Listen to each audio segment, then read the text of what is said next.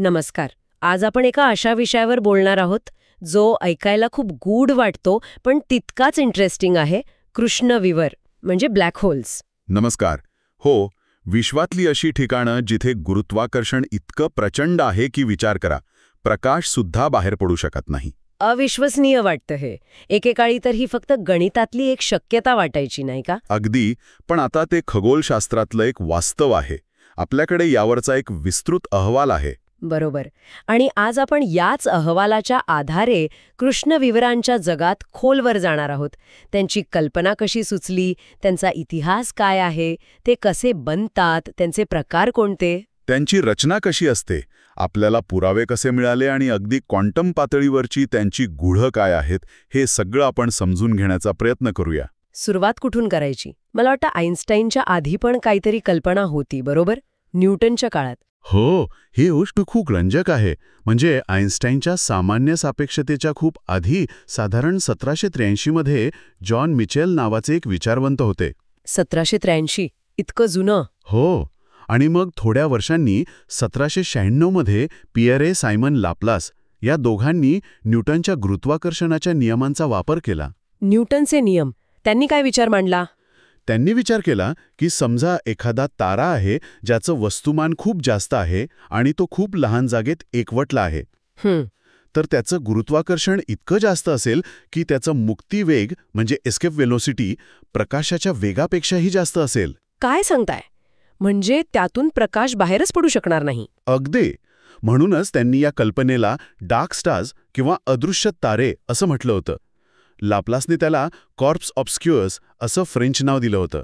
Dark stars हे नावच किती सूचक आहे. मिचेल यांनी अजून काही म्हणलं होतं का याबद्दल? मिचेल तर अजून पुढे गेले होते. त्यांनी म्हटलं होतं की जरी हे तारे दिसत नसले तरी त्यांच्या आजूबाजूच्या दृश्य ताऱ्यांवर त्यांचा गुरुत्वाकर्षणाचा परिणाम दिसेल. अरे वा, म्हणजे अप्रत्यक्षपणे त्यांना शोधता येईल असं त्यांचं म्हणणं होतं. बरोबर. आणि ही कल्पना म्हणजे आज आपण ज्या पद्धतीने कृष्णविवरणं शोधतो त्याचा पायाच होता असं म्हणायला हरकत नाही. पण मग ही कल्पना इतकी चांगली असून मागे का पडली? त्याचं कारण म्हणजे नंतर प्रकाशाबद्दलची समज बदलली. प्रकाशाला कण न मानता तरंग मानलं जाऊ लागलं, म्हणजे वेव्ह थेअरी ऑफ लाईट. अच्छा. आणि न्यूटनच्या नियमांनुसार गुरुत्वाकर्षण या तरंगांवर कसा परिणाम करेल हे स्पष्ट नव्हतं. त्यामुळे ही डार्क स्टारची कल्पना मागे पडली. म्हणजे हे न्यूटनचे डार्क स्टार्स आणि आजचे कृष्णविवर यात महत्वाचा फरक आहे? हो, खूप मोठा फरक आहे. सगळ्यात महत्वाचा फरक म्हणजे गुरुत्वाकर्षणाच्या संकल्पनेतच आहे. न्यूटनसाठी गुरुत्वाकर्षण एक शक्ती होती, फोर्स. तर आईन्स्टाईनसाठी हे प्रकाश काळाच्या भूमितीतील बदल आहे, स्पेस टाइम कर्वेचर. आणि दुसरी महत्वाची गोष्ट म्हणजे न्यूटनच्या डार्क स्टारमध्ये घटना क्षितिज म्हणजे इव्हेंट होरायझनची कल्पना नव्हती. घटना क्षितिज म्हणजे ती पॉइंट ऑफ नो रिटर्न वाली सीमा? अगदी. ती संकल्पना आईन्स्टाईनच्या सिद्धांतानंतरच आली. मग आलं आईन्स्टाईनचं युग. 1915 मध्ये सामान्य सापेक्षता सिद्धांत. याने तर सगळं चित्रच बदलून टाकलं. नक्कीच. आईन्स्टाईननी सांगितलं की वस्तुमान आणि ऊर्जा अवकाश काळाला वाकवतात, म्हणजे स्पेस टाईमला कर्व्ह करतात. आणि प्रकाशसुद्धा सरळ रेषेत न जाता या वाकलेल्या अवकाश काळातूनच प्रवास करतो. आणि यामुळेच प्रकाश अडकून पडण्याची शक्यता पुन्हा समोर आली, बरोबर? हो, कारण जर वस्तुमान खूप जास्त असेल आणि ते खूप लहान जागेत असेल तर ते अवकाश काळाला इतकं जास्त वाकवेल की प्रकाश किरण त्यातून बाहेरच पडू शकणार नाहीत. आणि यानंतर लगेचच म्हणजे 1916 मध्ये कार्ल श्वार्झचाइल्ड यांनी आईन्स्टाईनच्या समीकरणांचं पहिलं अचूक उत्तर शोधलं. हो, एका स्थिर, न फिरणाऱ्या आणि विद्युतभार नसलेल्या गोलाकार वस्तूसाठी हे उत्तर होतं. आणि या उत्तरामध्ये दोन खूप विचित्र गोष्टी होत्या. कोणत्या? पहिली म्हणजे एक विशिष्ट त्रिज्या, ज्याला नंतर श्वार्झचाइल्ड त्रिज्या म्हटलं गेलं. गणितानुसार या त्रिज्येवर काहीतरी गडबड होत होती. समीकरणं अनंत होत होती. अनंत म्हणजे काय? सुरुवातीला वाटलं की हा गणितातलाच दोष आहे, पण नंतर कळालं की हीच ती सीमा आहे, घटना क्षितिज. या त्रिज्येच्या आत गेलं की काहीही, अगदी प्रकाशसुद्धा बाहेर येऊ शकत नाही. तिचं सूत्र आहे RS = 2gmc². ओके, म्हणजे ही झाली पहिली विचित्र गोष्ट. आणि दुसरी गोष्ट त्याहूनही जास्त धक्कादायक होती. ती म्हणजे केंद्रातील सिंग्युलॅरिटी. सिंग्युलॅरिटी म्हणजे काय नक्की? म्हणजे केंद्रात r=0 या बिंदूवर गणित सांगत होतं की वस्तूची घनता आणि अवकाशकाळाची वक्रता अमर्याद होईल, इन्फिनिट. अमर्याद म्हणजे तिथे भौतिकशास्त्राचे नियमच लागू होत नाहीत? अगदी. हे इतकं विचित्र होतं की खुद्द आईन्स्टीनलाही वाटलं होतं की निसर्गात असं काहीतरी प्रत्यक्षात असू शकत नाही. हे फक्त गणितातलं एक अवास्तव उत्तर असावं. पण गणित तर तयार झालं होतं. आता प्रश्न होता की निसर्गात खरंच अशी परिस्थिती निर्माण होऊ शकते का? म्हणजे एखादा तारा कोसळून असं काही बनू शकतं का? बरोबर. आणि इथेच मग पुढच्या शास्त्रज्ञांचं काम महत्त्वाचं ठरलं. त्यात सगळ्यात महत्त्वाचं नाव म्हणजे सुब्रमण्यम चंद्रशेखर. चंद्रशेखर. त्यांनी काय शोधलं? 1930च्या दशकात चंद्रशेखर यांनी श्वेतबटू ताऱ्यांवर, व्हाईट ड्वॉर्फ्स, काम केलं. हे तारे म्हणजे आपल्या सूर्यासारख्या ताऱ्यांच्या आयुष्याचा शेवटचा टप्पा असतो. चंद्रशेखर यांनी दाखवलं की श्वेतबटू तारे कितीही जड असू शकत नाहीत. त्यांच्या वस्तुमानावर एक मर्यादा आहे. जर त्यांचा वस्तुमान सुमारे 1.44 सौर वस्तुमानापेक्षा जास्त असेल. सौर वस्तुमान म्हणजे सूर्याचं वस्तुमान, बरोबर? हो. तर त्या मर्यादेपेक्षा जास्त वस्तुमान असेल तर इलेक्ट्रॉन डिजेनरेसी प्रेशर नावाचा क्वांटम मेकॅनिकल दाब गुरुत्वाकर्षणाला थांबवू शकत नाही आणि तो तारा कोसळू लागतो. यालाच चंद्रशेखर मर्यादा म्हणतात. पण त्यावेळी त्यांच्या या कामाला विरोध झाला होता ना, एडिंग्टनने? हो, सुरुवातीला आर्थर एडिंग्टनसारख्या मोठ्या शास्त्रज्ञांनी यावर विश्वास ठेवला नाही. पण चंद्रशेखर योग्य होते. याच प्रश्नाचं उत्तर ओपनहायमर यांनी त्यांच्या एका विद्यार्थ्यासोबत, हार्टलँड स्नायडरसोबत, त्याच वर्षी म्हणजे 1939 मध्ये एका पेपरमधून दिलं. पेपरचं नाव होतं ऑन कंटिन्यूड ग्रॅव्हिटेशनल कोलॅप्स. त्यांनी काय निष्कर्ष काढला? त्यांनी दाखवलं की जर कोसळणाऱ्या वस्तूचं वस्तुमान TOV मर्यादेपेक्षा जास्त असेल तर कोणतीही ज्ञात शक्ती त्याचं पतन थांबवू शकत नाही. ते थेट श्वॉर्टचाइल्ड त्रिज्येच्या आत कोसळतं आणि कृष्णविवर तयार होतो. म्हणजे गणितीय शक्यता आता भौतिक वास्तवात येऊ शकत होती. हो. त्यांच्या मॉडेलनुसार बाहेरून पाहणाऱ्या व्यक्तीला असं वाटेल की तारा त्या श्वॉर्टचाइल्ड त्रिज्येवर किंवा घटनाक्षितिजावर पोचल्यावर जणू गोठून गेला आहे. कारण तिथला काळ खूप हळू होतो. पण स्वतः ताऱ्यासाठी मात्र पतन सिंग्युलॅरिटीपर्यंत चालूच राहतं. पण हे सगळं अगदी परफेक्ट गोलाकार सममिती असेल तरच घडेल असं वाटत होतं ना सुरुवातीला? बरोबर. अनेकांना वाटत होतं की जर तारा फिरत असेल किंवा त्याचा आकार अगदी गोल नसेल तर कदाचित पतन सिंग्युलॅरिटीपर्यंत पोचणार नाही, काहीतरी वेगळं होईल. मग हे कोणी सिद्ध केलं की सिंग्युलॅरिटी अटळ आहे? ते काम केलं रॉजर पेनरोज यांनी 1965 मध्ये. त्यांनी गणिताचा वापर करून हे सिद्ध केलं. पेनरोज, ज्यांना नंतर नोबेल मिळालं. हो, याच कामासाठी त्यांना 2020च्या भौतिकशास्त्राचं नोबेल पारितोषिक मिळालं. पेनरोज यांनी सामान्य सापेक्षतेच्या आधारावर दाखवून दिलं की सिंग्युलॅरिटी फक्त आदर्श परिस्थितीतच नाही तर जास्त सामान्य परिस्थितीतही, जसं की फिरणाऱ्या ताऱ्याच्या पतनात, तयार होणं अटळ आहे. त्यांनी कोणती संकल्पना वापरली यासाठी? त्यांनी ट्रॅप्ड सरफेस नावाची एक गणितीय संकल्पना मांडली. ही अशी एक बंदिस्त पृष्ठभागाची कल्पना आहे जिथून निघणारे प्रकाशकिरण दोन्ही दिशांना आतल्या किंवा बाहेरच्या फक्त केंद्राकडेच जाऊ शकतात, म्हणजे ते अडकले आहेत. अच्छा. पेनरोज यांनी सिद्ध केलं की जर सामान्य सापेक्षता बरोबर असेल आणि विश्वात ऊर्जा घनता नेहमी धन असेल, जे सामान्यतः खरं आहे, तर एकदा ट्रॅप्ड सरफेस तयार झाली की सिंग्युलॅरिटी निर्माण होणं अटळ आहे. म्हणजे आता सिद्धांत अगदी पक्का झाला होता.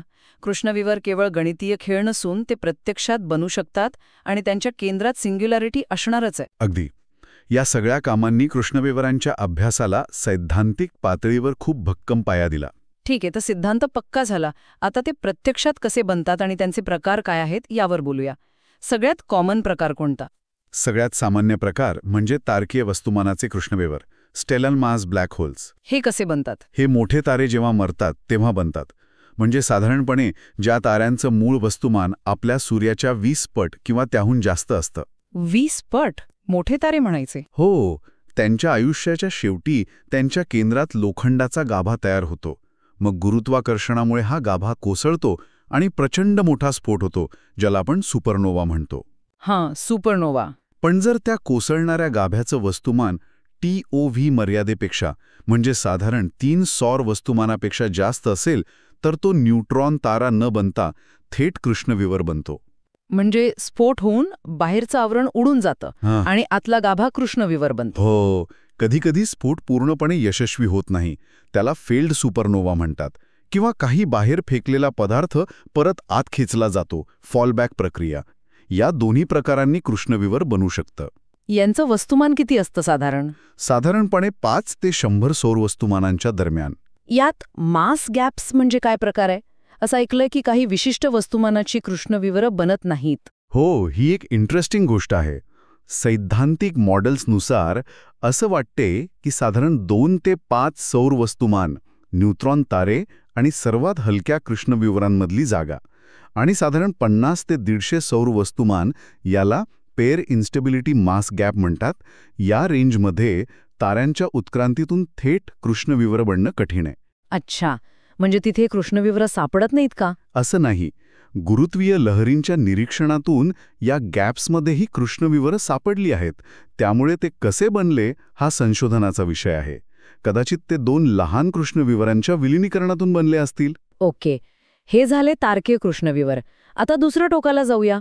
महाकाय कृष्णविवर म्हणजे सुपरमॅसिव्ह ब्लॅक होल्स, SMBHs. हे कुठे असतात? हे बहुतेक मोठ्या आकाशगंगांच्या अगदी केंद्रात आढळतात. आपल्या मिल्की वेच्या केंद्रात पण एक आहे. यांचं वस्तुमान किती असतं? लाखो ते अगदी अब्जावधी सौर वस्तुमान. प्रचंड मोठे असतात हे. अब्जावधी? हे इतके मोठे कसे झाले?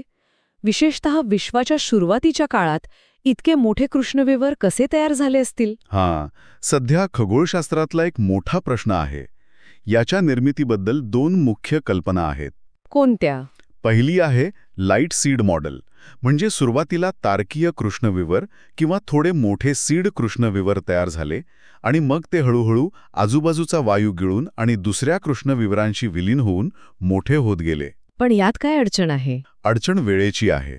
विश्वाच्या सुरुवातीला म्हणजे बिग बँग नंतर फक्त काही 100 दशलक्ष वर्षातच आपल्याला खूप मोठे अब्जावधी सौर वस्तुमानाचे कृष्णविवर क्वसार म्हणून दिसतात. इतक्या कमी वेळात ते इतके मोठे कसे झाले हे या मॉडेलमधून समजावणं थोडं कठीण जातं. मग दुसरी कल्पना काय आहे? ती आहे हेवी सीड मॉडेल. यानुसार विश्वाच्या सुरुवातीच्या काळात परिस्थिती वेगळी होती. तेव्हा कदाचित खूप मोठे म्हणजे लाखो सौर वस्तुमानाचे वायूचे ढग थेट स्वतःच्या गुरुत्वाकर्षणाखाली कोसळून मोठे बीज कृष्णविवर तयार झाले असावेत. याला डायरेक्ट कोलॅप्स म्हणतात. अच्छा, म्हणजे सुरुवातच मोठ्या कृष्णविवराने झाली असेल. आणि मग हे मोठे बीज अजून वायू गिळून किंवा विलीन होऊन आजचे महाकाय कृष्णविवर बनले असावेत. याला काही पुरावा मिळतोय का? जेम्स वेब स्पेस टेलिस्कोप काही मदत करते?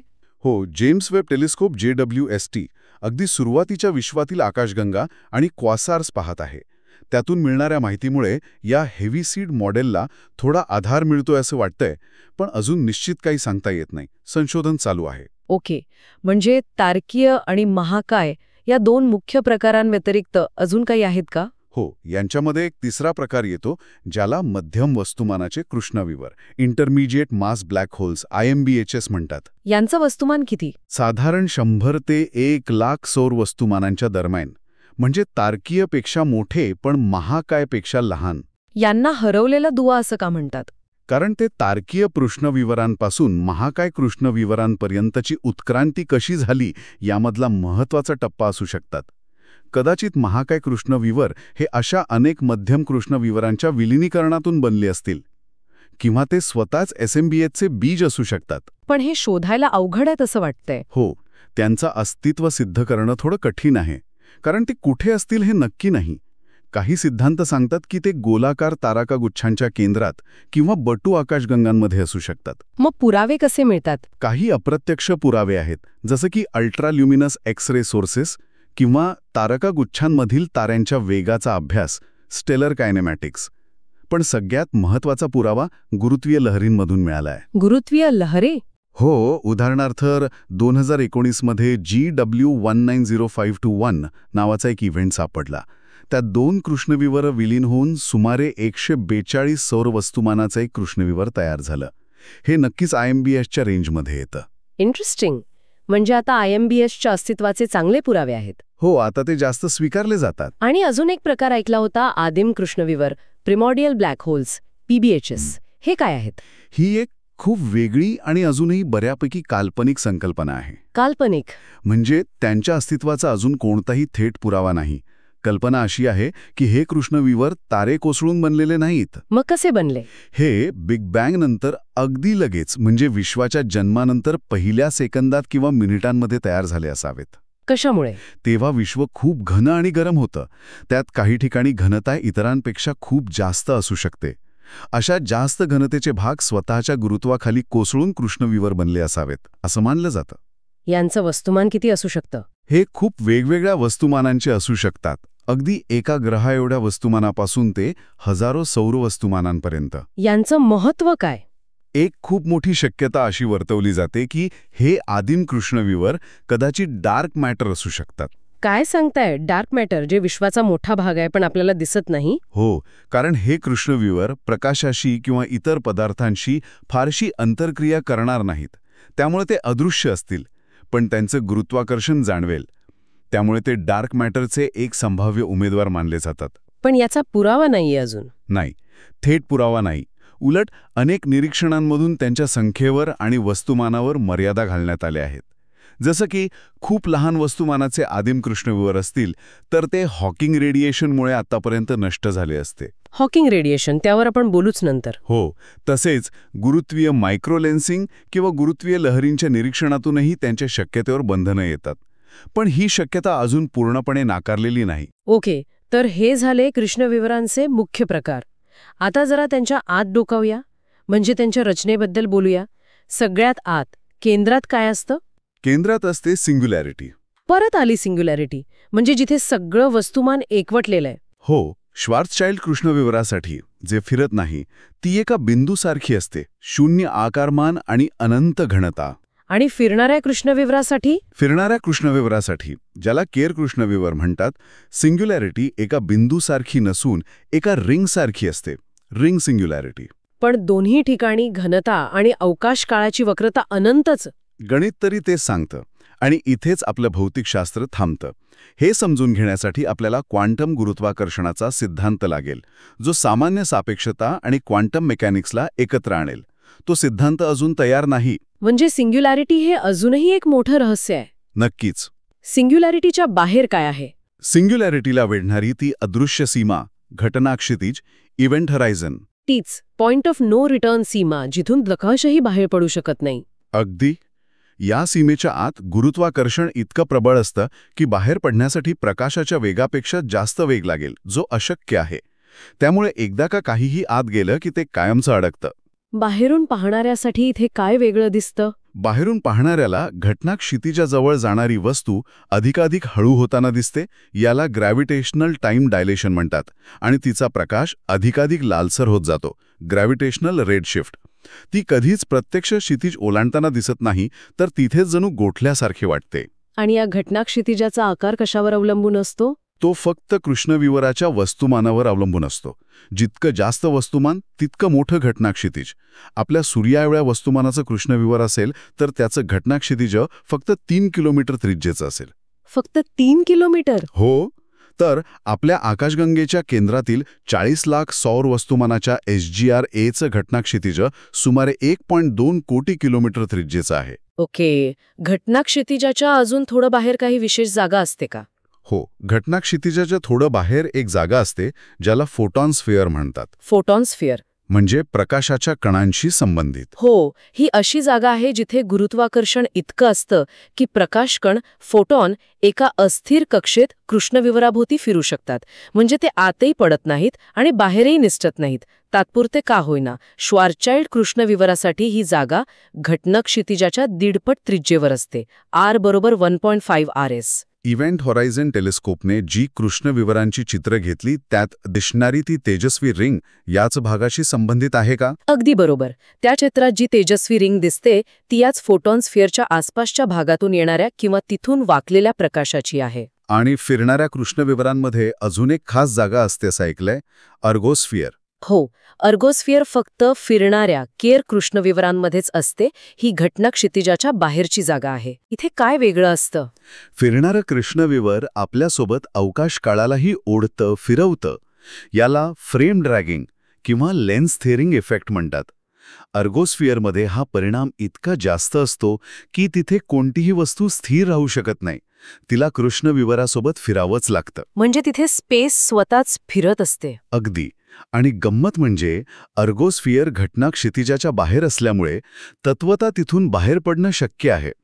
इतकंच नाही तर रॉजर पेनरोज यांनी दाखवलं होतं की या अर्गोस्फिअरमधून ऊर्जा काढणं सुद्धा शक्य आहे. याला पेनरोज प्रक्रिया म्हणतात. ऊर्जा काढणं कृष्णविवरामधून? हो, त्याच्या फिरण्याच्या ऊर्जेचा काही भाग बाहेर काढता येऊ शकतो. अर्थात ही प्रक्रिया प्रत्यक्षात कशी घडेल हे खूप गुंतागुंतीचं आहे. तर ही झाली कृष्णविवराची रचना. पण कृष्णविवर म्हणजे फक्त गिळंकृत करणारी वस्तू नाही, ते प्रचंड ऊर्जा पण निर्माण करतात, बरोबर? ॲक्रिशन डिस्क आणि जेट्सच्या माध्यमातून. नक्कीच. कृष्णविवर स्वतः जरी काळे असले तरी त्यांच्याभोवती जे घडतं ते विश्वातल्या सर्वात तेजस्वी घटनांपैकी एक असू शकतं. ते कसं? ॲक्रिशन डिस्क म्हणजे काय? जेव्हा कृष्णविवराच्या आसपास वायू किंवा धूळ किंवा एखादा तारा येतो तेव्हा तो थेट आत खेचला जात नाही, कारण त्याला कोणीय गती अँग्युलर मोमेंटम असते. त्यामुळे तो पदार्थ कृष्णविवराभोवती एका तपकडीसारख्या रचनेत फिरू लागतो. यालाच ॲक्रिशन डिस्क म्हणतात. आणि यात ऊर्जा कशी निर्माण होते? या तपकडीतले कण एकमेकांवर आणि चुंबकीय क्षेत्रांवर आदळतात. प्रचंड घर्षण होतं. त्यामुळे ही तपकडी खूप तापते, लाखो किंवा कोट्यावधी अंश सेल्सिअसपर्यंत. इतकी गरम? हो, आणि मग ती प्रचंड प्रमाणात ऊर्जा बाहेर फेकते, विशेषतः क्ष-किरण, एक्स-रेज आणि इतर उच्च ऊर्जेच्या किरणांच्या रूपात. ही ऊर्जा निर्मितीची प्रक्रिया ताऱ्यांमधील अणुऊर्जा निर्मितीपेक्षा न्यूक्लिअर फ्युजन खूप जास्त कार्यक्षम असते. किती जास्त? ताऱ्यांमध्ये वस्तुमानाचा साधारण 0.60% भाग ऊर्जेत रूपांतरित होतो, तर ॲक्रिशन डिस्कमध्ये वस्तुमानाचा 10% ते अगदी 40% भाग ऊर्जेत रूपांतरित होऊ शकतो. जबरदस्त. क्वाझार्स आणि सक्रिय आकाशगंगा केंद्रक एजियन्स हे याचमुळे दिसतात का? अगदी. क्वाझार म्हणजे खूप दूर असलेल्या आकाशगंगांच्या केंद्रातील अत्यंत तेजस्वी सक्रिय कृष्णविवर. त्यांची ऊर्जा याच ॲक्रिशन डिस्कमुळे येते. या प्रक्रियेत मॅग्नेटो रोटेशनल अस्थिरता, मॅग्नेटो रोटेशनल इन्स्टेबिलिटी MRI नावाचा एक घटक महत्त्वाची भूमिका बजावतो, ज्यामुळे पदार्थ आतल्या बाजूला जाऊ शकतो. पण सगळाच पदार्थ आत जातो का? काही बाहेर पण फेकलं जातं ना, ते जेट्स. हो, काही कृष्णविवरांच्या बाबतीत, विशेषतः महाकाय कृष्णविवरांच्या बाबतीत असं दिसतं की ॲक्रिशन डिस्कमधील काही पदार्थ आत न जाता कृष्णविवरांच्या ध्रुवांच्या पोल्सच्या दिशेने प्रचंड वेगाने बाहेर फेकला जातो. यांनाच रिलेटिव्हिस्टिक जेट्स म्हणतात. बरोबर. हे कण आणि प्लाझ्माचे प्रवाह असतात जे प्रकाशाच्या जवळपास वेगाने म्हणजे रिलेटिव्हिस्टिक प्रवास करतात. हे जेट्स हजारो किंवा लाखो प्रकाश वर्ष लांब असू शकतात, म्हणजे ते आकाशगंगेच्या आकारापेक्षाही मोठे असू शकतात. हे इतके शक्तिशाली कसे बनतात?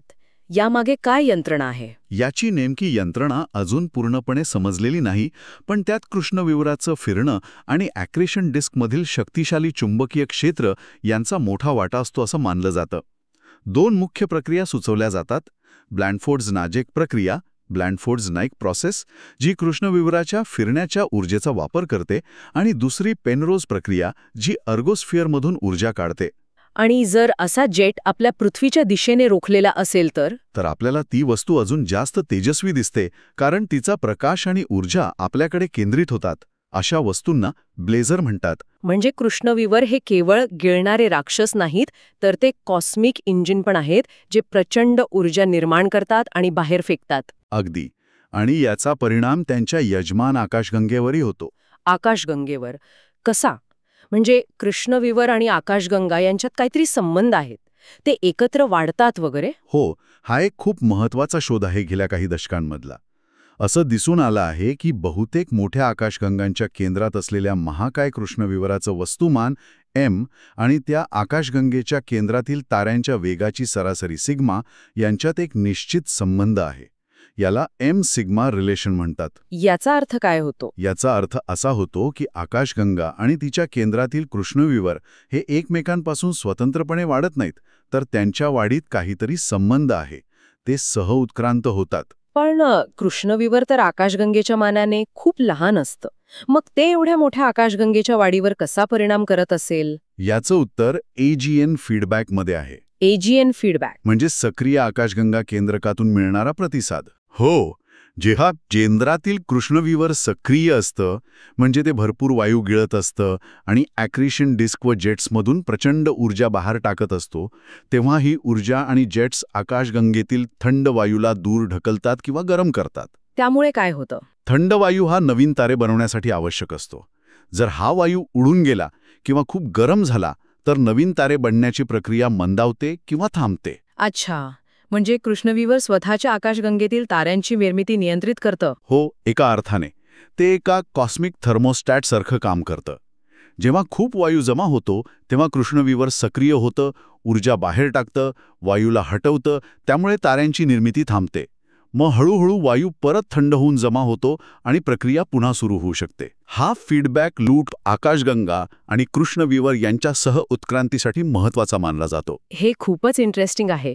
म्हणजे कृष्णविवर हे केवळ विश्वातले गूढ बिंदू नसून ते आकाशगंगांच्या जीवनात महत्त्वाची भूमिका बजावतात. नक्कीच, ते आकाशगंगांच्या निर्मिती आणि उत्क्रांतीचा अविभाज्य भाग आहेत. आता आपण इतकं सगळं बोललो, सिद्धांत, निर्मिती, प्रकार, रचना, त्यांचे परिणाम. पण हे सगळं खरं आहे याचे ठोस पुरावे काय आहेत? आपण कृष्णविवरांना थेट पाहू तर शकत नाही. बरोबर आहे. कृष्णविवर स्वतः अदृश्य असले तरी त्यांच्या अस्तित्वाचे अनेक अप्रत्यक्ष आणि आता काही प्रत्यक्ष पुरावेही आपल्याला मिळाले आहेत. सुरुवात कुठून करायची? गुरुत्वीय भिंगापासून. हो, गुरुत्वीय भिंग, ग्रॅव्हिटेशनल लेन्सिंग, हा आइन्स्टाईनच्या सामान्य सापेक्षतेचा एक महत्त्वाचा परिणाम आहे आणि कृष्णविवरांचा एक चांगला अप्रत्यक्ष पुरावा आहे. यात काय होतं? जेव्हा एखाद्या दूरच्या वस्तूचा, जसं की तारा किंवा आकाशगंगा, प्रकाश आपल्यापर्यंत येताना मध्ये एखाद्या मोठ्या वस्तुमानाच्या वस्तूजवळून, जसं की कृष्णविवर, जातो तेव्हा त्या वस्तूच्या गुरुत्वाकर्षणामुळे अवकाश काळ वाकलेला असतो. त्यामुळे प्रकाशाचा मार्गही वाकतो. जणू काही मध्ये एक भिंग आहे तसं. अगदी. त्यामुळे आपल्याला मागच्या वस्तूची विकृत प्रतिमा किंवा एकापेक्षा जास्त प्रतिमा किंवा कधीकधी एक पूर्ण रिंग, आइन्स्टाईन रिंग दिसू शकते.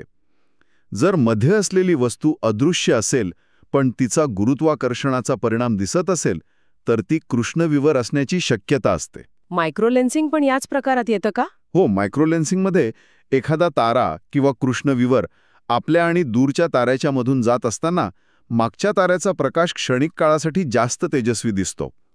यातून आपल्या आकाशगंगेत भटकणाऱ्या अदृश्य वस्तू, ज्यात कृष्णविवरही असू शकतात, त्यांचा शोध घेता येतो आणि त्यांचं वस्तुमानही अंदाजे काढता येतं. ओके, हा झाला एक पुरावा. पण पहिला कृष्णविवराचा उमेदवार म्हणून कोणती वस्तू ओळखली गेली? ती म्हणजे सिग्नस X1. सायग्नस X1चा शोध 1964 मध्ये क्ष-किरण दुर्बिणीतून लागला. पण ते कृष्णविवर असावं हे 1971च्या सुमारास स्पष्ट झालं. काय होतं सिग्नस X1 मध्ये? त्याच्याभोवती एक अदृश्य वस्तू फिरत आहे असं ताऱ्याच्या कक्षेवरून दिसून आलं. ही अदृश्य वस्तू प्रचंड प्रमाणात क्ष-किरणं उत्सर्जित करत होती. आणि त्या अदृश्य वस्तूचं वस्तुमान किती होतं? सुरुवातीच्या अंदाजानुसार ते सूर्याच्या 6 पट होतं, जे न्यूट्रॉन ताऱ्याच्या कमाल मर्यादेपेक्षा TOV लिमिट जास्त होतं. आत्ताच्या अचूक मोजणीनुसार ते सुमारे 21 सौर वस्तुमान आहे. 21 सौर वस्तुमान? म्हणजे ते न्यूट्रॉन तारा असू शकत नाही? बरोबर. आणि त्यातून येणाऱ्या क्ष-किरणांमध्ये खूप जलद मिलिसेकंदात बदल होत होते. याचा अर्थ ती वस्तू खूप लहान, म्हणजे कॉम्पॅक्ट असली पाहिजे. ह्या सगळ्या पुराव्यांमुळे सिग्नस X1 हा तारकीय कृष्णविवराचा पहिला सशक्त उमेदवार मानला गेला. यावर स्टीफन हॉकिंग यांनी पैज पण लावली होती ना? हो, हॉकिंग यांनी किप थॉर्न यांच्याशी पैज लावली होती की सिग्नस X1 कृष्णविवर नाही. पण 1990 मध्ये त्यांनी आपली चूक मान्य केली आणि पैज हारले. ठीक आहे, हा झाला एक तारकीय कृष्णविवर. आपल्या आकाशगंगेच्या केंद्रातील महाकाय कृष्णविवराबद्दल काय? सॅजिटेरियस ए? सॅजिटेरियस एचा शोध रेडिओ दुर्बिणीतून 1974 मध्ये लागला होता. हा आपल्या आकाशगंगेच्या अगदी केंद्रातील एक तेजस्वी रेडिओ स्रोत आहे. पण तो नक्की काय आहे हे कळायला खूप वेळ लागला. मग ते कृष्णविवर आहे हे कसं सिद्ध झालं? याचं श्रेय जातं 2 टीम्सना, एक जर्मनीतील रेनहार्ड गेन्झेल यांच्या नेतृत्वाखाली आणि दुसरी अमेरिकेतील अँड्रिया गेज यांच्या नेतृत्वाखाली. त्यांनी काय केलं? त्यांनी जवळपास 30 वर्ष 1990च्या दशकापासून आपल्या आकाशगंगेच्या केंद्रातील ताऱ्यांच्या हालचालींचा अत्यंत अचूकपणे मागोवा घेतला. त्यांनी इन्फ्रारेड दुर्बिणी वापरल्या, कारण केंद्रातील धूळ आणि वायूमुळे दृश्य प्रकाशात काही दिसत नाही. आणि त्यांना काय दिसलं? त्यांना दिसलं की केंद्राच्या अगदी जवळचे तारे प्रचंड वेगाने एका अदृश्य बिंदूभोवती फिरत आहेत. विशेषतः S2 नावाचा तारा, जो फक्त 16 वर्षात एक प्रदक्षिणा पूर्ण करतो. 16 वर्षात? हो, त्याच्या कक्षेचा अभ्यास करून गेन्झेल आणि गेज यांच्या टीम्सनी स्वतंत्रपणे हे सिद्ध केलं की केंद्रातील त्या अदृश्य वस्तूचं वस्तुमान सुमारे 40 लाख सौर वस्तुमान आहे आणि ती वस्तू खूप लहान जागेत एकवटलेली आहे. 40 लाख सौर वस्तुमान इतक्या लहान जागेत? हो, इतकं प्रचंड वस्तुमान इतक्या लहान जागेत असणं हे केवळ एका महाकाय कृष्णविवरामुळेच शक्य आहे. या महत्त्वपूर्ण कामासाठी गेन्झेल आणि गेज यांना 2020चं भौतिकशास्त्राचं नोबेल पारितोषिक रॉजर पेनरोज यांच्यासोबत विभागून मिळालं. म्हणजे आता आपल्या आकाशगंगेच्या केंद्रात कृष्णविवर आहे हे नक्की झालं. अगदी. आणि मग 2015 मध्ये तर अजून एक मोठा पुरावा मिळाला, गुरुत्वीय लहरी.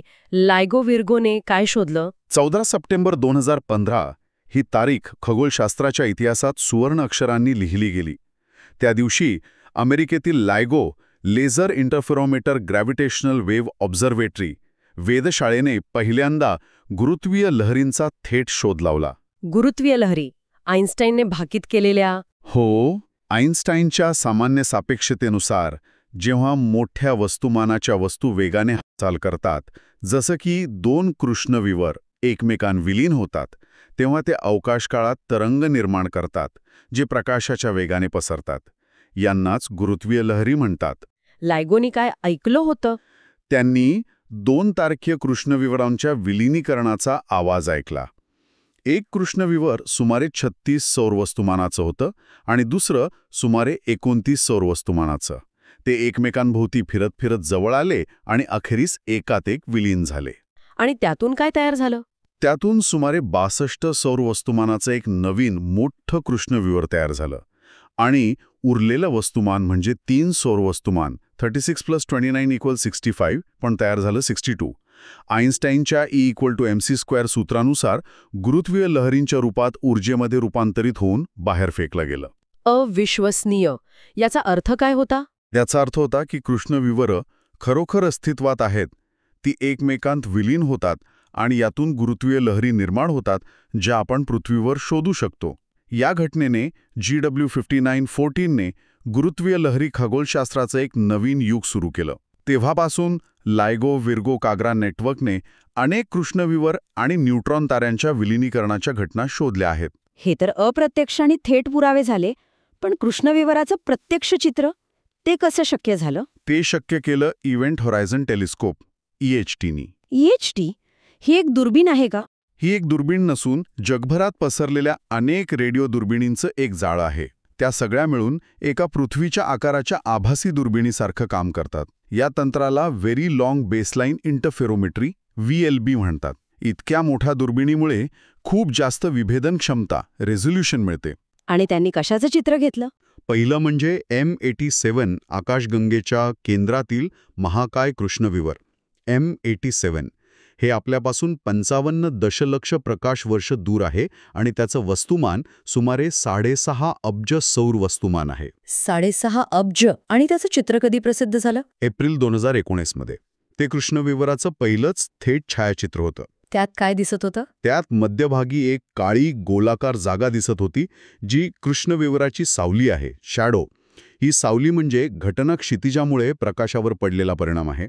आणि त्या सावलीभोवती एक तेजस्वी असममित ॲसिमेट्रिक वलय दिसत होतं, जे कृष्णविवराभोवती फिरणाऱ्या तप्त वायू आणि प्लाझ्मामधून येणाऱ्या रेडिओ लहरींमुळे तयार झालं होतं. म्हणजे आपण अक्षरशः घटना क्षितिजाचा परिणाम पाहू शकलो. हो, हा सामान्य सापेक्षतेचा आणि कृष्णविवरांच्या अस्तित्वाचा एक जबरदस्त दृश्य पुरावा होता. आणि दुसरं लक्ष कोणतं होतं? आपलं SGR-A. हो, SAGRचं निरीक्षण करणं जास्त अवघड होतं, कारण ते आपल्या जवळ असलं तरी M87 पेक्षा खूप लहान आहे आणि त्याच्या भोवतीचा वायू खूप वेगाने बदलतो.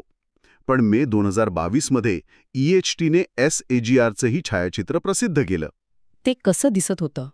ते सुद्धा M87 सारखं दिसत होतं. मध्यभागी सावली आणि भोवती तेजस्वी वलय. दोन्ही चित्रांनी आईन्स्टाईनच्या सामान्य सापेक्षतेच्या भाकितांना दुजोरा दिला. EHTने अजून काही माहिती दिली का? जसं की चुंबकीय क्षेत्रांबद्दल? हो, नंतर त्यांनी ध्रुवीकृत प्रकाशाचा वापर करून M87 आणि SAGR भोवतीच्या चुंबकीय क्षेत्रांची रचना आणि ताकद याचा अभ्यास केला. यातून जेट्स कसे तयार होतात हे समजायला मदत होते. म्हणजे आता कृष्णविवरांच्या अस्तित्वाबद्दल कोणतीही शंका राहिलेली नाही. सिद्धांत आणि निरीक्षणं एकमेकांना दुजोरा देत आहेत. अगदी. आता प्रश्न त्यांच्या गुणधर्मांबद्दल आणि त्यांच्यातील अजून न उलगडलेल्या रहस्यांबद्दल आहेत, विशेषतः क्वांटम पातळीवर. क्वांटम पातळी, इथे गोष्टी अजून विचित्र होतात नाही का? सुरुवात नो हेअर थिअरमने करूया. हे काय आहे? नो हेअर थिअरम हा कृष्णविवरांबद्दलचा एक महत्त्वाचा सैद्धांतिक निष्कर्ष आहे. याचं नाव जॉन व्हीलर यांनी दिलंय असं म्हणतात.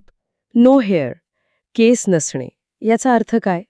याचा अर्थ असा की एकदा कृष्णविवर तयार होऊन स्थिर झालं, म्हणजे ते आता काही गिळत नाहीये किंवा त्याच्यात बदल होत नाहीये, तर बाहेरून पाहणाऱ्यासाठी त्याचं वर्णन करण्यासाठी फक्त 3च गोष्टींची माहिती पुरेशी असते. फक्त 3? कोणत्या? त्याचं एकूण वस्तुमान, त्याचा एकूण विद्युत प्रभार आणि त्याची एकूण कोणीय गती किंवा स्पिन. म्हणजे ते कशापासून बनलं? तारे, ग्रह, धूळ, वायू ही सगळी माहिती नाहीशी होते. हो, किंवा ते कोणत्या रंगाचं होतं, त्याची रासायनिक रचना काय होती, हे सगळं काही महत्त्वाचं राहत नाही. ही सगळी केसांसारखी गुंतागुंतीची माहिती घटना क्षितिजाच्या आत गेल्यानंतर बाहेरून दिसत नाही, ती जणू गळून पडते. म्हणूनच म्हणतात कृष्णविवरांना केस नसतात. Black holes have no hair. पण ही माहिती जाते कुठे? ती खरंच नष्ट होते का? हाच कळीचा मुद्दा आहे, जो आपल्याला माहिती विरोधाभासाकडे घेऊन जातो. पण त्याआधी स्टीफन हॉकिंग यांच्या कामाबद्दल बोलूया. हो, हॉकिंग रेडिएशन. त्यांनी सांगितलं की कृष्णविवर पूर्णपणे काळे नसतात. बरोबर. 1974 मध्ये स्टीफन हॉकिंग यांनी एक क्रांतिकारी विचार मांडला. त्यांनी दाखवलं की जेव्हा आपण सामान्य सापेक्षतेसोबत क्वांटम मेकॅनिक्सचे परिणाम विचारात घेतो, तेव्हा कृष्णविवर पूर्णपणे निष्क्रिय नसतात. त्यांनी काय शोधलं? त्यांनी सांगितलं की क्वांटम फील्ड थेअरीनुसार रिकाम्या अवकाशातही सतत व्हर्च्युअल कण आणि प्रतिकण, व्हर्च्युअल पार्टिकल अँटीपार्टिकल पेअर्स क्षणार्धात तयार होत असतात आणि नष्ट होत असतात. पण जर अशी जोडी अगदी घटना क्षितिजाजवळ तयार झाली, तर एक शक्यता अशी आहे की एक कण, उदाहरणार्थ प्रतिकण, घटना क्षितिजाच्या आत जाईल आणि दुसरा कण बाहेर निसटेल. अच्छा, मग काय होतं? आत जाणारा कण कृष्णविवरासाठी ऋण ऊर्जा म्हणजे नेगेटिव्ह एनर्जी घेऊन जातो. त्यामुळे कृष्णविवराचं वस्तुमान थोडं कमी होतं आणि बाहेर निसटणारा कण आपल्याला बाहेरून येणाऱ्या रेडिएशनसारखा दिसतो. याच रेडिएशनला हॉकिंग रेडिएशन म्हणतात. म्हणजे कृष्णविवर हळूहळू ऊर्जा आणि वस्तुमान गमावतात, त्यांचं बाष्पीभवन होतं. हो, हा परिणाम खूपच कमी असतो, विशेषतः मोठ्या कृष्णविवरांसाठी. आपल्या सूर्याएवढ्या वस्तुमानाच्या कृष्णविवराला बाष्पीभूत व्हायला विश्वाच्या सध्याच्या वयापेक्षा अब्जावधी पट जास्त वेळ लागेल. पण लहान कृष्णविवर जास्त वेगाने बाष्पीभूत होतील. आणि या रेडिएशनमुळे कृष्णविवरांना तापमान असतं का? हो, हॉकिंग यांनी दाखवलं की कृष्णविवरांना एक तापमान असतं, जे त्यांच्या वस्तुमानाच्या व्यस्त प्रमाणात असतं. म्हणजे जितकं लहान कृष्णविवर तितकं जास्त तापमान आणि तितक्या वेगाने ते रेडिएशन बाहेर टाकेल. हे सगळं खूपच अनपेक्षित आहे. पण यामुळे एक मोठी समस्या निर्माण होते, नाही का? माहिती विरोधाभास. अगदी. इथे सर्वात मोठं कोडं आहे. काय आहे हा माहिती विरोधाभास? Information paradox. समस्या अशी आहे, नो वेअर थिअरम सांगतो की कृष्णविवरात पडलेली माहिती ते कशापासून बनलं होतं, बाहेरून दिसत नाही. हॉकिंग रेडिएशन जे बाहेर येतं ते पूर्णपणे थर्मल असतं, म्हणजे रॅन्डम असतं. त्यात आत गेलेल्या मूळ पदार्थाची कोणतीही विशिष्ट माहिती नसते, असं हॉकिंग यांचं मूळ गणित सांगत होतं. मग अडचण काय आहे? अडचण अशी आहे की जर कृष्णविवर हॉकिंग रेडिएशनमुळे हळूहळू पूर्णपणे बाष्पीभूत झालं आणि नाहीसं झालं, तर आत गेलेली मूळ माहिती कुठे गेली? ती खरंच कायमची नष्ट झाली का? माहिती नष्ट होण्यात काय अडचण आहे? अडचण ही आहे की क्वांटम मेकॅनिक्सचा एक सर्वात मूलभूत सिद्धांत आहे युनिटॅरिटी. हा सिद्धांत सांगतो की माहिती कधीच नष्ट होत नाही, ती फक्त रूपांतरित होऊ शकते. पण जर कृष्णविवराच्या बाष्पीभवनात माहिती नष्ट होत असेल, तर ते क्वांटम मेकॅनिक्सच्या या पायाभूत तत्वाचं उल्लंघन करतं. म्हणजे सामान्य सापेक्षता जी कृष्णविवराचं वर्णन करते आणि क्वांटम मेकॅनिक्स जे माहिती नष्ट होऊ देत नाही, यांच्यात संघर्ष निर्माण होतोय. बरोबर. हाच तो माहिती विरोधाभास. याने गेल्या 50 वर्षांपासून सैद्धांतिक भौतिकशास्त्रज्ञांना गोंधळात टाकलाय.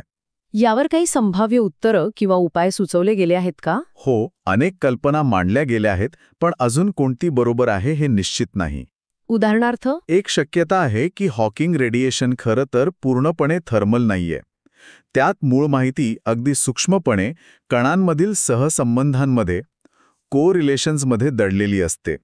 याला सॉफ्ट एअर किंवा क्वांटम एअर म्हणतात. म्हणजे माहिती बाहेर येते पण आपल्याला ती वाचता येत नाहीये. साधारण तसं. दुसरी शक्यता आहे की कृष्णविवराची रचनाच आपण समजतो तशी नाहीये. स्ट्रिंग थिअरीमधील फजबॉल मॉडेलनुसार कृष्णविवराला घटनाक्षितिज किंवा सिंग्युलॅरिटी नसते, तर ती एक अस्पष्ट क्वांटम फज असते आणि माहिती कधीच आत जात नाही. फजबॉल, इंटरेस्टिंग नाव आहे. अजून काही? अलीकडच्या काळात आयलँड्स आणि रेप्लिका वर्महोल्स यांसारख्या संकल्पना खूप चर्चेत आहेत. या गणितानुसार बाष्पीभवनाच्या उत्तरार्धात कृष्णविवराच्या आतला काही भाग, आयलँड, बाहेरच्या रेडिएशनशी क्वांटम एन्टँगल्ड होतो आणि माहिती वाचवता येते. हे खूपच क्लिष्ट वाटतंय. आहेच. या कल्पना क्वांटम गुरुत्वाकर्षण आणि अवकाश काळाच्या मूलभूत स्वरूपाबद्दल काहीतरी नवीन सांगत आहेत असं वाटते. अजून एक विचार असा आहे की कदाचित सिमेट्री ब्रेकिंगसारखी काही प्रक्रिया घडते. पण थोडक्यात माहिती विरोधाभास हा अजूनही एक न सुटलेलं कोडं आहे. या सगळ्या गुंतागुंतीच्या प्रश्नांची उत्तरं शोधण्यासाठी भविष्यात काय संशोधन अपेक्षित आहे? तंत्रज्ञान जसजसं प्रगत होत आहे तसतसं आपण कृष्णविवरांचा अधिक बारकाईने अभ्यास करू शकू. जसं की इव्हेंट होरायझन टेलिस्कोपचं पुढचं व्हर्जन. हो, next generation event horizon telescope NGEHT ची योजना आहे. यात अजून जास्त दुर्बिणी जोडल्या जातील आणि जास्त संवेदनशील निरीक्षणं करता येतील. त्याने काय साध्य होईल? NGEHT केवळ कृष्णविवरांची स्थिर चित्र नाही, तर त्यांच्या भोवतीच्या वायू आणि प्लाझ्मामध्ये होणाऱ्या बदलांचे चित्रपट, मूव्हीज बनवण्याचा प्रयत्न करेल. यातून ॲक्रिशन डिस्क कशी काम करते, जेट्स कसे तयार होतात हे जास्त चांगल्या प्रकारे समजेल. तसेच सामान्य सापेक्षता आणि नो हेड थिओरमची अजून अचूक चाचणी घेता येईल. आणि गुरुत्वीय लहरींच्या बाबतीत काय? जमिनीवरच्या लायगो विर्गो कागरानंतर आता अवकाशात गुरुत्वीय लहरी वेधशाळा पाठवण्याची योजना आहे. LISA, laser interferometer space antenna. LISA ती कधीपर्यंत कार्यान्वित होईल? 2030च्या दशकात प्रक्षेपित होण्याची अपेक्षा आहे. लिसा जमिनीवरच्या वेधशाळांपेक्षा खूप कमी फ्रिक्वेन्सीच्या गुरुत्वीय लहरी पकडू शकेल. त्याचा काय फायदा होईल? लिसामुळे आपण महाकाय कृष्णविवरांचे विलिनीकरण SMBH मर्जर्स पाहू शकू, जे जमिनीवरील डिटेक्टर पकडू शकत नाहीत. तसेच एक्स्ट्रीम मास रेशो इन्स्पायरल्स, म्हणजे जेव्हा एखादी लहान वस्तू, तारा किंवा तारकीय कृष्णविवर एका महाकाय कृष्णविवरात हळूहळू सर्पिलाकार कक्षेत आत जाते, यांचा अभ्यास करता येईल. यातून कृष्णविवराभोवतीच्या अवकाश काळाच्या भूमितीची अत्यंत अचूक माहिती मिळेल. म्हणजे मल्टी मेसेंजर खगोलशास्त्राला अजून चालना मिळेल. नक्कीच. गुरुत्वीय लहरी, प्रकाश, वेगवेगळ्या तरंगलांबीतील, न्यूट्रिनो या सगळ्यांचा एकत्र अभ्यास करून विश्वातील घटनांची सखोल माहिती मिळेल. तरीही काही मूलभूत प्रश्न अनुत्तरित राहतातच, नाही का? हो, नक्कीच. जसं की सिंग्युलॅरिटीचं नेमकं काय होतं? तिथे भौतिकशास्त्राचे नियम तुटतात की नवीन काहीतरी घडतं? हा क्वांटम गुरुत्वाकर्षणाचा प्रश्न आहे. जोपर्यंत आपल्याकडे तो सिद्धांत नाही, तोपर्यंत सिंग्युलॅरिटीचं रहस्य उलगडणार नाही. String theory, loop quantum gravity यांसारखे सिद्धांत प्रयत्न करत आहेत, पण अजून अंतिम उत्तर नाही. आणि वर्महोल, कृष्णविवर हे खरंच अवकाश काळातले बोगदे असू शकतात, जे आपल्याला दुसऱ्या ठिकाणी किंवा दुसऱ्या विश्वात घेऊन जातील? वर्महोलची कल्पना गणितानुसार शक्य आहे. आइन्स्टाईन आणि रोझेन यांनी 1935 मध्येच अशी शक्यता मांडली होती, आइन्स्टाईन-रोझेन ब्रिज. हे गणितीयदृष्ट्या श्वार्झचाइल्ड कृष्णविवराशी जोडलेले असते. पण ते प्रत्यक्षात असू शकतात का? समस्या अशी आहे की असे वर्महोल खूप अस्थिर असतात आणि ते लगेच कोलॅप्स होतात. त्यांना उघडं ठेवण्यासाठी एक्झॉटिक मॅटर लागेल. म्हणजे असं द्रव्य ज्याचं वस्तुमान ऋण, निगेटिव्ह मास किंवा दाब ऋण असेल. असं काही अस्तित्वात आहे की नाही हेच आपल्याला माहीत नाही.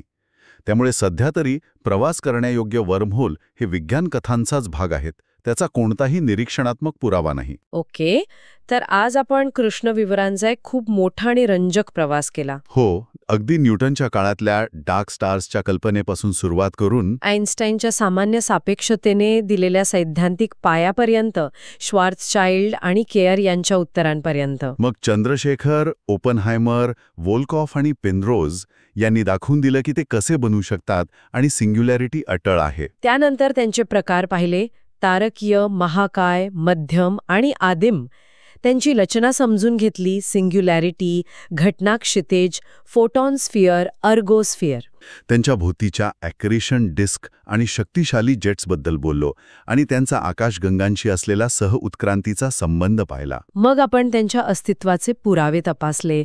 गुरुत्वीय भिंग, सिग्नस X1, आपल्या आकाशगंगेच्या केंद्रातील SGRA, गुरुत्वीय लहरींचा शोध GW 15914 आणि अर्थातच EHTने घेतलेली कृष्णविवरांची पहिली छायाचित्र. आणि शेवटी क्वांटम पातळीवरच्या मोठ्या रहस्यांना स्पर्श केला.